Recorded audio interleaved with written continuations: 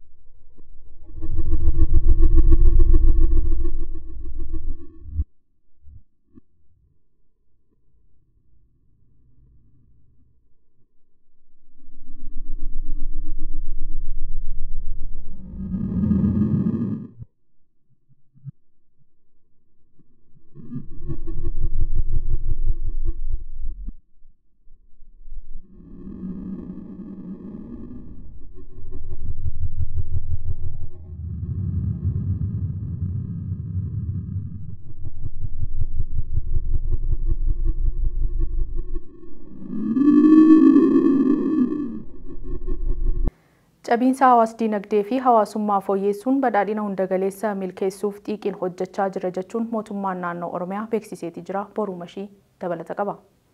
Mootummaan naannoo Oromiyaa karoora isaa bara 2017 ilaalchisuudhaan waajjira pireezidaantii mootummaa naannoo Oromiyaatti har'a miidiyaalee yaamuudhaan ifa godhee jira. Karoora kanallee immoo mootummaan naannoo Oromiyaa karoora xiiqii mootummaa naannoo Oromiyaa marsaa lammaffaa jechuudhaan ifoomse. Mootummaan hojiiwwan hunda baay'inaan akkanumallee qulqullinnaaf ariitiidhaan kalaqaan dabaalamanii akka hojjetamanii fi karoorsee jira. Wabii nyaata lammiilee milkeessuu, al-ergii guddisuu, oomisha biyya alaatii galu kan biyya keessaatiin bakka buusuu, carraa hojii lammiilee Oromiyaatii fi akka uumu hojiiwwan hundi baay'inaan qulqullinaan akkasumas ariitiidhaan kalaqaan dabaalamanii akka isaanii hojjetamaniif karoorri qophaa'ee kallattiin irratti kennamee gara hojiitti seenamee jira jechuudha. Galmoota kana milkeessuuf ammoo keessaayyuu qonna arfaasaa bara 2016tiin lafti hektaarri miiliyoona 1.2 midhaaniin akka uwwifamuuf karoorfame karooraan olitti lafti hektaara miiliyoona 1.5 ta'u misoomuu danda'eeras jedhee jira. Lafa misoome irraas callaan kuntaalli miiliyoona 28 kan eeggamu ta'uusaallee ibsaarra kenneen mootummaan naannoo Oromiyaa beeksisee jira. Bara oomishaa 2016 fi 2017 kanatti qonna gannaatiin lafti hektaarri miiliyoona 10.9 misoomaa kan jiru yoo ta'u kanarraas callaan kuntaalli miiliyoona 300 fi 37 ta'u hin argama jedhee eegaa jira. Dabalataanis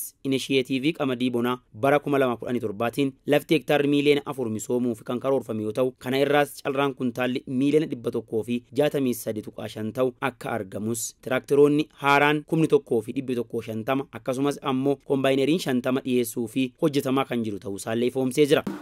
Lafa hektaara miiliyoona 1.2 irratti midhaanii qotuuf karoorfame lafa hektaara miiliyoona 1.5 misoomuu danda'eera. Sanarraas callaan kuntaalli miiliyoona 28 ni gala jedhameetu eegama jechuudha. Misooma albuudaa ilaalchisee alseerummaa damee albuudaa irratti gaggeeffamaa jiru maqsuudhaan bara 2017 albuudaawwan qaalii gabaa biyya alaatiif dhiyaatu irraa galii doolaara miiliyoona 636 fi 5 argachuuf akka hojjetaa jirullee beeksisee jira. Alseerummaa damee albuudaa irratti gaggeeffamu maqsuun bara 2017 kanatti albuudaawwan qaalii garaagaraa gara biyya alaatti ergamurraa galiin biyyaaf doolaarri miiliyoona 636 qabxiin 5 ni gala jedhameetu eegama jechuudha. Misooma bisaan dhugaatii qulqulluu ilaalchisee ammoo piroojeektoota garaagaraa 9,147 baajata qarshii biiliyoona 11.2 ol itti ramadee hojjetaa jira. Misooma magaalaa ilaalchisuudhaan galmoota tarsiimaa gurguddoo 4 milkeessuuf hojjetaa kan jiru mootummaan naannoo Oromiyaa wabii nyaataa milkeessuu, intarpireezummaa guddisuu, ogummaan ijaaruu fi akkasumas ammoo e-gavarnaansii kan jedhaman fa'aa qabatee munyuuqaa akka jiru himee jira. Galmoota kanneen milkeessuuf ammoo hojiilee gurguddoo karoorfaman keessaa tokko carraa hojii lammiilee isa dhaabbiif akkasumas ammoo yeroodhaan kennamuuf carraa barbaadota miiliyoona 3.4 ta'u hojiitti uumuudhaaf hojjetaa jira jedhee jira. Kilaastera misooma hawaasummaa ilaalchisuun galmoota gurguddoo 2 galmaan geessu hojjetaa kan jiru yoo ta'u innis ammoo dorgommummaa fi ammayyummaa galmaan ga'uudhaaf hojjetaa jira jedhee jira. Misooma barnootaa ilaalchisee cabiinsa barnootaa fayyisuuf mootummaan naannoo Oromiyaa xiyyeeffannaa olaanaa kennee hojjetaa akka jiru beeksisee jira. Kanaanis ammoo manneen barnoota bu'uura boruu 5,000 ta'an kutaalee Oromiyaa garaagaraatti ijaaruudhaaf karoorfadhee jira jedhe. Manneen jireenya barsiisotaa ammoo 8,413 kataan baadiyyaa Oromiyaa keessatti ijaaruudhaaf karoorseetti deemaa jira jedhee jira. Barattoota sadarkaa tokkoffaaf sadarkaa lammaffaan duraan miiliyoona 10.1 ta'an sagantaa nyaata barataatiin irraa fayyadamoo taasisaa ture amma ammoo ol guddisuufis irratti hojjetaa jiraachuu isaa beeksisee jira. Bara 2017 kana keessas manneen barnootaa bu'uura boruu 5,000 ta'an ni ijaaramu jechuudha. Sana malees manni jireenyaa barsiisotaa naannoo baadiyyaatti manni 8,413 ni ijaaramu. Misooma fayyaa ilaalchisee ammoo maatilee miseensa inshuraansii fayyaa miiliyoona 28 turan irraa gara miiliyoona 29.5tti ol guddisuu fi manneen qorichaa moodelaa hawaasaa 100 ijaaruufillee hojjetaa jiraachuu isaa beeksisee jira. Weerara buusaa fi koleeraa qolachuufis jecha xiyyeeffannoo addaatiin hojjetaa kan jiru mootummaan naannoo Oromiyaa kilaastera bulchiinsaa fi horataalee mootummaa fi ammoo galmoota gurguddoo 2 qabatee munyuuqaa jira. Innillee ammoo galii mootummaa guddisuu fi dorgomummaa milkeessuu fi hojjetaa kan jiru ta'uusaallee ibsee jira. Manneen qorichaa moodelaa hawaasaa 100 ijaaruudhaaf karoorfamee kan hojiitti galamee jiru jechuudha. Sanaan ala weerara yeroo garaagaraatti weerara busaaf koleeraa naannoo keenyatti deddeebi'ee uummata keenya irra miidhaan gahu kanas qolachuudhaaf xiyyeeffannaan addaatti kennamee kan hojjetamu ta'a. Galmoota kanneen milkeessuuf ammoo galii idilee qarshii biiliyoona 142.65 galii mana qopheessaa qarshii biiliyoona 43.33 akkasumas ammoo galii keessoo qarshii biiliyoona 20.8 waliigalaan galii qarshii biiliyoona 200.8 sassaabuu fi karoorfatee akka hojjetaa jiru himee jira. Rakkoowwan hawaasummaa walootiif ammoo gama buusaa gonofaatiin hirmaannaa qaama hundaatiin qabeenyi tilmaamaan qarshii biiliyoona 28 walitti qabamuu fi hojjetamaa jira jedhee jira. Hojii nageenya waaressuu ilaalchisee wal waraansa cufuu fi olaantummaa seeraa mirkaneessuun xiyyeeffannoon kan hojjetamu ta'uu isaallee ibsee jira. Humnoota hidhannoon bosona galanii jiraniif waraanni nu haa ga'u Oromiyaa hin dhiiksinaa. Balbala nagaaf araaraa banametti fayyadamaatii qabsoo karaa nagaa geggeessaa kan jedhu irra deddeebiidhaan waamicha dabarsina jechuudha. Dhumarratti ammoo mootummaan naannoo Oromiyaa diinagdee bayyanachiisuu fi tarkaanfii fooyya'insa diinagdee guuroo taasifame hordofee daballee gatii oomishaalee irratti taasifamaa jiru bu'uura kan hin qabne waan ta'eef mootummaan naannoo Oromiyaa tarkaanfii fudhachuu eegale cimsee kan itti fufu ta'uullee himee jira. Kanaafis daldaltoonni ta'e jedhaniin lammiilee irratti oomisha gabaarraa dhoksuu fi gatii dabalaa jiran gocha badaa akkasii irraa akka of qusatan mootummaan naannoo Oromiyaa cimsee beeksisuusaa har'a waajjira pirezidaantii mootummaa naannoo Oromiyaa ibsa miidiyaaleef kenne irratti ifa godhee jira. Mariin marsaa lammaffaa muddama Itoophiyaa fi Somaaliyaa furuuf kaayyeeffatee guyyaa kaleessaa jaarsummaa Turkiitiin Ankaaraatti eegaleetii jira. Liyaa Taaddasa. Mariin marsaa lammataa muddama Itoophiyaa fi Somaaliyaa furuuf kaayyeeffate guyyaa kaleessaa jaarsummaa Turkiin Ankaaraatti eegalee jira. Wiixata kaleessaa ministeerri dhimma alaa Turkii Hakan Fidan ministeera dhimma alaa Itoophiyaa fi kan Somaaliyaa akkuma marsaa duraa qofaatti waliin dubbachaa jiru. Mariin kun akka ija godhatu pirezidaantiin Turkii Reesiif Xayyib Erdogan dursanii guyyaa sanbataa ministeera muummee Itoophiyaa fi pirezidaantii Somaaliyaatti bilbilaan dubbatanii jiru. Itoophiyaan erga bulchiinsa Somaaliilaandii kan Soomaaliyaan daangaa kiyya jettu waliin ulaa galaanaa argachuuf walii galtee booda biyyoonni ollaa kun muddamatti jiru. Mariin lammataa yeroo ni taasifama jedhamee beellamamee ture as siqee gaggeeffamuu kan eegale yoo ta'u haga ammaatti wanti irra gahame hin baramne. Marii kanarratti argamuuf ministeerri dhimma alaa Itoophiyaa Taayyaa Asqasillaasee fi kan Soomaaliyaa Ahimad Mawaalim Turkiitti argamanii jiru. Mariin guyyaa wiixataa eegale kun fedhii, yaaddoo fi akkaataa biyyoota lamaan walitti fidu irratti kan xiyyeeffate ta'uu ministeerri dhimma alaa Turkii ibsee jira. Akkaatuma kanaan marii kanarratti qaamoleen lamaan fedhii fi yaaddoo biyyoota isaanii bu'uura godhachuun gara waliigalteetti akka dhiyaatanis ni taasifama. Dhimmi ijoo marsaa lammataa kun Itoophiyaan osoo birmadummaa Soomaaliyaatti hin bu'in karaa itti karra galaanaa argachuu dandeessu barbaadu irratti kan xiyyeeffatudha. Ministeerri dhimma alaa Turkii Hakan Fidan ajandaa ijoo marii kanaa torban dura muddamni jiru Itoophiyaan birmadummaa Soomaaliyaa yoo kabajje karaa Soomaaliyaa ulaa galaanaa argachuun xumura argata jechuun dubbatanii turan. Marii marsaa jalqabaas ta'e kan lammataa keessaa kan qooda fudhataa jiran ministeera dhimma alaa Turkii yoo ta'an guyyaa sanbataa pirezidaantiin Turkii Erdogan bilbilaan ministeera muummee Abiy Ahimad waliin marii taasisaniin karaa itti furmaanni argamu malu akeekanii jiru. Ministeerri muummee Itoophiyaa Abiy Ahimad haala qaamota lamaan wal agarsiisuun Itoophiyaa biyya uummata miliyoona 120 qabduuf barbaachisummaa ulaa galaanaa dhiyeessuun qabu isaaniif ibsuu waajjirri isaanii ibsee jira. Pirezidaant Hassan Sheekh Mohammud immoo Soomaaliyaan birmadummaa ishee haala hin dhiibneen Itoophiyaa waliin hariiroo dinagdeef misoomaa cimsachuuf qophii ta'uu waajjirri isaanii dubbatee jira. Marii marsaa duraan Itoophiyaa fi Soomaaliyaan Turkiitti wal gahanii erga mari'atanii booda muddama gidduu isaanii jiru karaa nagaan akka furan ibsanii turan. Ministeerri dhimma alaa Turkii yeroo sana mariin sun abdii qabeessa akka ta'ee fi gartokkeen milkaa'aa akka ta'e ibsee ture. Jaarsummaan kan qooda fudhataa jirtu Turkiin Itoophiyaa fi Soomaaliyaa waliin hariiroo jabaa kan qabdu yoo ta'u Soomaaliyaa keessaa buufata waraanaas ni qabdi. Daldaltoota sababa hin malleen gatii dabalanii fi oomisha dhoksan irratti tarkaanfiin fudhatamaa jiraachuu Biiroon Daldala Oromiyaa ibseetii jira. Beenyaa Sharamuu guutuu gabaasa kanaa qaba. Karoora mootummaan dinagdee cimaa ijaaruuf riifoormii fooyya'insa dinagdee goroo irratti taasifamee gufachiisuuf sochii daldaltoonni qaxxaamuraan duroomuuf taasisan irratti tarkaanfiin fudhatamaa jiraachuu Biiroon Daldala Oromiyaa ibse. Bu'uuruma kanaan daldaltoota seeraan ala oomishaalee garaagaraa irratti gatii hin malle dabalanii fi kuusan oomishni osoo jiru hin jiru jechuun miliqsaa jiran irratti tarkaanfiin bulchiinsaa fi seeraa fudhatamaa jiraachuu hoogganaa itti aanaan Biiroo Daldala Oromiyaa fi itti gaafatamaan damee inspeekshinii to'annoo fi reegulaatoorii gabaa obbo Tasfaayee Gaashoo ibsaniiru. Bu'uuruma kanaan dhaabbilee daldalaa sababa malee gatii dabalan 512 akka cufaman taasifameera. Dhaabbilee daldalaa gorsa yeroo adda addaa kennamerraa barachuuf fedhii hin qabne 93 immoo seera jalaa akka oolan taasifameeras jiran. Sababa tokko malee otoo ka'umsa tokko illee hin qabaatiin warra gatii dabalan dhaabbilee hanga kaleessa galgalaatti dhaabbilee 5,012 kan ta'an akka isaan cufaman taa'eera jechuudha. Gama biraatiin dhaabbilee warra riikardiiwwan qaban kanaan dura waan akkanaa kanaatiin gorsi kennamee xalayaa akeekkachiisaa kennamee tarkaanfiin bulchiinsaa kennamee warra irraan baranne dhaabbilee 93 akka isaan olaantummaan seeraa akka kabajamuu fi akka isaan hidhaman taa'eera jechuudha.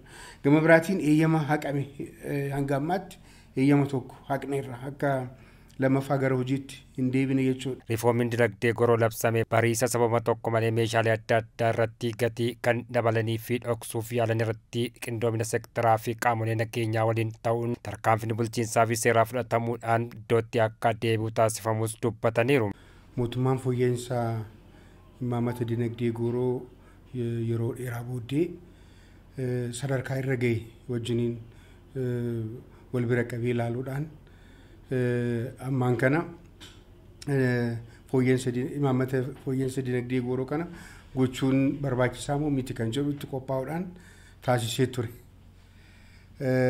Edda taasisee booddee bariisaa sababa doolaarrii gatiinsaa dabaleera sababa jedhuun qofa daldaltoonni adda addaa meeshaalee yookaan oomisha harkaa qabanitti kan ji'a fuulduras torban lama fuulduras guyyaa 10 fuulduras kan gale irratti gatii adda addaa dabaluun tureera.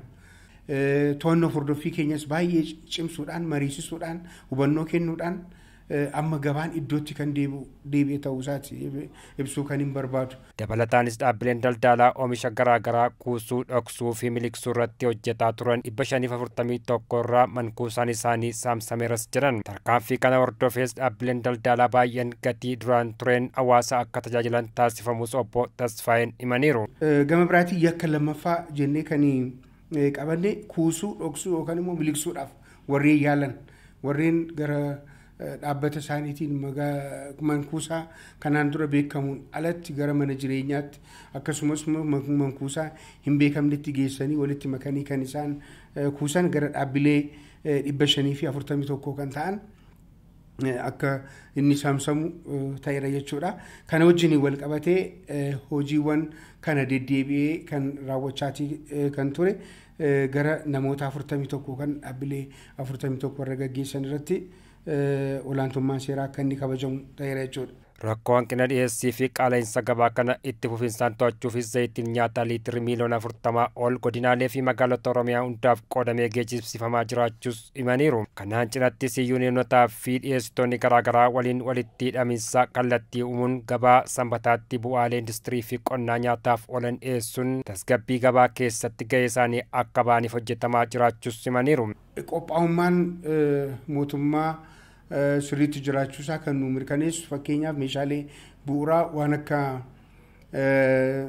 zayitaa yeroo ammaan kana palmii fi zayita dhangala'oo kana karaa dhaabbilee misooma mootummaa miliyoona 40 ol akka naannoo keenyaatti sanan isaa nu ga'ee nutis waan nu qaqqabe kana magaalota 23 fi godinaalee 21 kan qoonnee fi yeroo ammaan kana fe'amaa kan jiru ta'uusaa ibsuutiin barbaada. Dinagdee cimaa ijaaruu fi riiformii fooyya'insi dinagdee goroo taasifame milkaa'ina isaaf qaamni dhimmi ilaallatu tumsa barbaachisu akka taasisu obbo Tasfaayeen dhaamaniiru. Hanga ammaatti lammiileen Gaazaa keessa jiran dhibbeentaan 86 ol kan ta'an qe'ee fi qabeenya isaaniirraa buqqa'anii jiru jechuun dhaabbanni mootummoota gamtoomanii beeksiseeti jira. Lammiileen Falasxiin immoo dachii keenya irratti gidiraa argaa jirra jedhan. Girmaa Guddisaa. Waraanni dachee Falasxiin Gaazaa keessatti deemaa jiruun lammiileen biyyattii dararaaf erga saaxilamuu eegalanii ji'oonni lakkaawwamanii jiru. Nuti lafa namaa hin tuqne biyya biraasin wareerre lafuma keenyatti dararaa fi gidiraa argaa jirra. Lafatti dhalannee guddanne keessatti diinaan wareeramne ajjeefamaa jirra. Nuti Falasxiimonni lafuma keenya irratti dhumaa jirra jechuun lammiileen Falasxiin kan dubbatan. Haa ta'u malee hanga ammaatti qaamni nuuf birmatees ta'ee nuuf garaanne hin jiru addunyaan fuula ishee nurraa naannessitee jirti jechuun lammiileen Falastiin gidiraa isaan ragahaa jiru ibsachaa jiru. Israa'el waraana Gaazaa keessatti gaggeessaa jirtuun lammiileen Gaazaa lafa isaanii irraa akka deeman irra deddeebiidhaan akeekkachiisaa kan jirtu yoo ta'u ammas taanaan lammiileen Falastiin biratti yaaddoon hammaachaa dhufee jira. Dhaabbanni mootummoota gamtoomanii akka beeksetti lammiileen Falastiin kan Gaazaa keessa jiraachaa turan keessaa dhibbeentaa 86 kan ta'an qe'ee isaaniirraa buqqaanii jiru jechuun himee jira. Lammiileen kunneen akka godaanan kan taasifame ammoo ajaja Israa'eliin akka ta'es dhaabbanni mootummoota gamtoomanii kan beeksise. Torban darbe keessa Israa'el lammiileen Gaazaa dachee Gaazaa gallakkisuu qabdan jechuu ishee hordofee lammiileen Falastiin 60,000 lakkaa'aman gara gidduu gala Gaazaa kan taate kaampii Burjinaatti baqachaa jiru. Qe'ee isaaniirraa buqqa'uun lammiilee Falastiiniif kun kan jalqabaa miti. Lammiileen Falastiin yeroo waraanni jalqabe irraa kaasee kaampiiwwan daheeffannaa garaa garaatti baqachaa turanii jiru. Lammiileen Falastiin haleellaa Israa'el gaggeessaa jirtuun dachee isaanii irratti olii gadi raafamaa jiru. Dachiin Gaazaa boo'icha daa'immanii keessummeessuu hin dandeenye. Waywaata haadhotii fi abbootii Gaazaa tasgabbeessuu hin dandeenye. Dachiin Gaazaa du'a ol adeemtoota dargaggoota ishee oolchuu hin dandeenye. Sagaleen waraana lafaa fi samii irratti gaggeeffamaa jiruun guutuun gurra dachee Gaazaa waan duudee jiru fakkaata. Kanaan dura gara kaaba Gaazaatti baqadhaanuun jedhan nutis ni baqanne. Gara giddugala Gaazaattis baqadhaanuun jedhan achittis baqanne. Achaammoo gara Raafaatti baqadhaanuun jedhan garasis baqanne. Ammas irra deebiidhaan gara Nasraatti baqadhaanuun jedhan achittis baqanne. Nasraa akkuma xiqqoo turreen kibba Gaazaa gara kutaa Al-Maawisitti deemaa nuun jedhanii jiru. Amma baay'ee rakkannee jirra. Lafa keenya irratti olii gadi raafamuun kun nuti maal balleessine jechuun roorroo isaan ragahaa jiru lammiileen Falastiin miidiyaa Aljeeziraatti kan himan. Godaansi lammiilee Falastiin bakka tokko irraa gara bakka biraatti taasifamaa jiru waan haaraa miti baratamaa dhufee jira jechuun jiraattonni dachee Gaazaa kan dubbatan. Kana malees lammiileen Falastiin sagalee dhukaasaa irraa fagaachuuf jecha gara magaalaa gammoojjii Deer Al-Balahaa jedhamtutti baqachaa jiru jechuun dhaabbanni mootummoota gamtoomanii addeessee jira. Magaalaan tun ammoo godaantota hedduu keessummeessuu akka hin dandeenyetu himama. Waraanni Hamaasii fi Israa'el gidduutti dhalachuu isaa wal qabatee hanga ammaatti lakkoofsi lammiilee Falastiin du'anii 40,000 gahee akka jiru himamee jira. Lammiileen 100,000 lakkaa'aman ammoo miidhaa qaama cimaaf saaxilamanii jiru. Gama Israa'eliin ammoo lammiileen 1,139 kan ta'an ajjeefamanii jiru. 200 ol kan ta'an ammoo butamanii jiru jechuun Israa'el kan himtu. Mariin waraana Gaazaa kana dhaabsisuuf taasifamaa ture hanga ammaatti milkoofne. Haleellaa Israa'el Gaazaa irratti gaggeessaa jirtuun Gaazaa keessatti dhibeewwan kanneen akka pooliyoo babal'achaa jiraas jedhamee jira. Weerara dhibee pooliyoo Gaazaa keessatti babal'achaa jiru to'achuuf rakkisaadha jechuun ministeerri fayyaa Gaazaa kan beeksise. Weerarri dhibee kana ammoo jiraattota Gaazaa qofaaf osoo hin taane biyyoota ollaa ta'aniif illee yaaddoo ta'aa jira jechuunis himee jira. Tatamsa'ina dhibee vaayirasii pooliyoo Gaazaa keessatti dabalaa jira jechuun dhaabbanni mootummoota gamtoomanii qorannoo taasisan beeksisee jira. Waraanni haaluma kanaan itti fufa taanaan dhibeewwan daddarboo kan biroonis dachee Gaazaa keessatti ni dhalatu jechuun beeksisee jira. Daa'imman dhibee kana irraa baraaruuf dhaabbanni mootummoota gamtoomanii talaallii gara miiliyoona 1 dhiyaatu gara Gaazaatti ergee jira jechuunis beeksisee jira. Bulchiinsi waraana Israa'el gama isaatiin ammoo loltoota Israa'eliitiif talaallii dhibee kana akka kennu beeksisee jira. Waraana Israa'elii fi Hamaas gidduutti deemaa jiru dhaabuuf haal dureen garaa garaa irratti maratamus gama lachuu wal komachuun waan dhalateef hojiirra oolchuun rakkisaa ta'ee jira. Amma gama Hamaasiin mariisisaa siyaasaa ijoo kan ture Ismaa'eel Haniyeen ajjeefamee jira. Inuma ammaan booda wanti araara jedhamu hin jiru. Kanaaf Israa'el hanga dachee kanarraa baddutti ni haleellaa kan jettu Iraan ajjeefamuu Haniyyeetiin immoo baay'ee gadditee jirti. Durataan Koree hariiroo alaa mana maree Ameerikaa kan ta'an Ben Kardik turtii BBC waliin taasisan akka jiranitti ajjechaan kun adeemsa araara eegalame irratti qormaata guddaa fidee jira jechuun kan himu. Daangaa Liibaanos loltoota Hizbollaan dachee Falastiin Hamaas waliin akkasumas deeggarsa Iraaniin kan beekama loltoota Huutii waliin lolarra kan jirtu Israa'el deeggarsa guddaa Ameerikaa fi michoota warra lixaarraa argachaa kan jirtudha. Xiinxaltoonni akka jiranitti waraanni naannoo waggootaaf qorraa fi ho'aa deemaa ture amma sadarkaa hamaa irra ga'ee jira jechuun himu. Aljeeziraa TRT World wabeeffannee jirra. Puutiin waa'ee biyyoota baha giddu galeessaa irratti hoogganaa Filisxeen Mahammud Abbaasii wajjin mari'achuuf akka jiran gabaasame. Pireezidaantiin Raashaa Vilaadimir Puutiin har'a Moskootti pireezidaantii Filisxeen Mahammud Abbaas waliin wal arguun rakkoo baha giddu galeessaa mudate irratti mari'achuu Kiraayim Laayin beeksiseeti jira.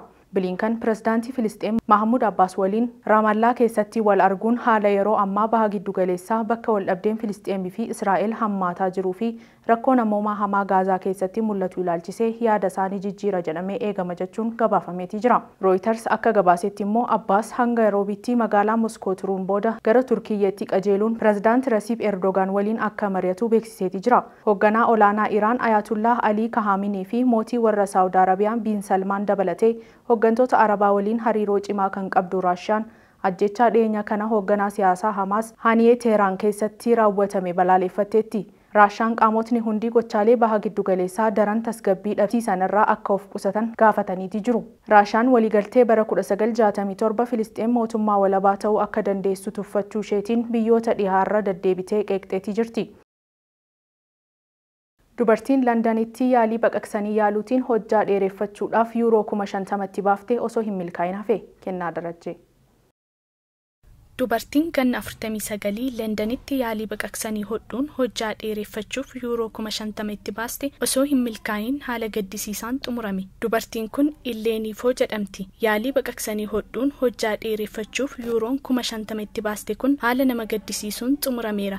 Dheerinni ishee namootaa ol akka ta'uu fi kan barbaadde shamarreen kun xumura irratti carraan ishee mana akka hin baane ishee dirqamsiiseera. Illeenifoo hojjaa ishee kana akka hin jaallanne itti dhaga'ama. Umurii guddatummaa yeroo turte hojjaan ishee kan hiriyoota ishee hundaa ni caala ture. Haa ta'u malee baay'ee osoo hin turiin hojjaan kan ishee iddoo jirutti yoo dhaabbatu hiriyoonni ishee dheerinaan ishee caalan. Miirri gadhaantummaa kun guddachaa deemuun dhuma irrattis hojjaa dheeressuu kan danda'u yaalii baqaqsanii hodhuu akka taasifattu ishee taasiseera. Kaayyoo kana galmaan ga'uufis gara Leendan deemuun yaalii baqaqsanii hodhuu kanaaf yuuroo 50,000 kaffalti. Akka dooktara ishee waliin walii galtee gooteen yaaliin baqaqsanii hodhuu kun yeroo akka fudhatu itti himame. Boodas dubbii dooktara ishee irratti walii galuun wal'aansa kana itti fufti.